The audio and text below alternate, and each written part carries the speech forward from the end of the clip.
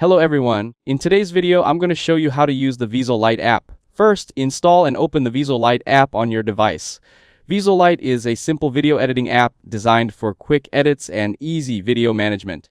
It helps you trim clips, adjust video length, and organize your media library without complicated tools or heavy editing steps. Now, when you open the app, you will land on the main dashboard where all your saved videos are shown in one place.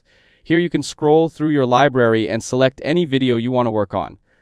Next, tap on the video to open it. In the editor, you will see basic editing tools such as trim, cut, and preview options.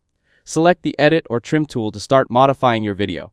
After that, use the timeline slider to adjust the start and end points. Drag the handles slowly to remove unwanted sections like pauses, mistakes, or extra clips, and keep only the important parts. Then, preview your edited video before saving. This helps you check timing, smoothness, and overall flow so you can make changes if needed. Now go back to the library section if you want to manage your videos.